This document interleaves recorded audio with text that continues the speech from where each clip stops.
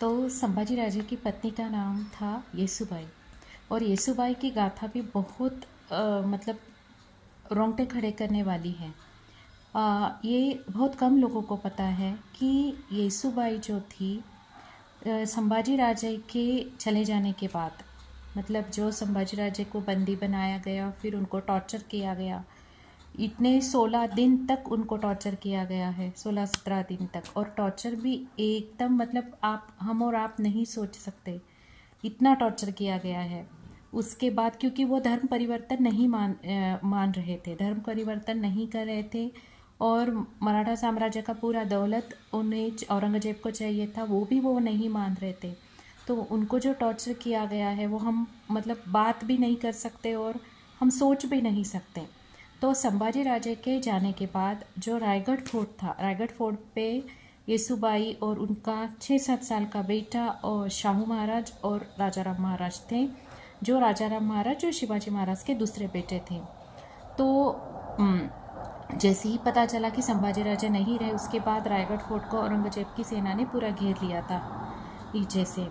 तो उसके बाद येसुबाई ने राजाराम महाराज को पीछे के रास्ते से सुरक्षित लेके गए, क्योंकि वो नेक्स्ट शासन चलाने वाले हैं। ये येसुबाई को पता था नेक्स्ट शासन उन्हीं को चलाना है। तो सोचिए, मतलब वो खुद अपनी ये लेके भाग सकती थी, अपनी जान और अपने बच्चे की जान को खतरा है, उसको पता है कि रायगढ़ को पूरा घेर लिया है, वो फिर भी वो नहीं भागी, वो सिर्फ राजा राम को सुरक्षित भेज दिया और वो खुद वहीं पे रही रायगढ़ फोर्ट पे।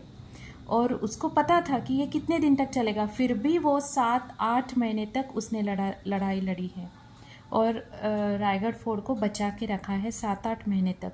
उसके बाद तो जाने आने का रास्ता सारा बंद हो चुका था, अनाज सारा ख़त्म हो चुका था, तो उसके बाद कोई चारा नहीं है। उसके बाद उसने सरेंडर किया है। उसके बाद औरंगजेब येसुबाई और उसके बेटे को दिल्ली लेके गए और वहाँ पर येसुबाई 22 ईयर्स तक रही है।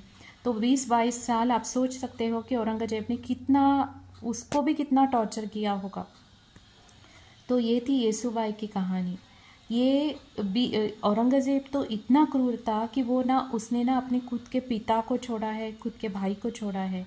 तो किसके साथ वो कैसे बर्ताव करता होगा हम नहीं सोच सकते। और मुग़ल लोगों के बीच में, औरंगज़ेब के लोगों के बीच में, औरंगज़ेब के बीच में वो 20-22 साल रही वहाँ पे।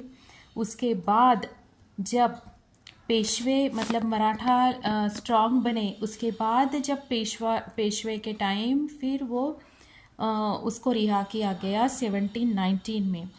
तो ये थी येसुबाई की कहानी। मतलब जो वो भी कितनी शूरवीर थी, उनका भी कितना बड़ा बलिदान है।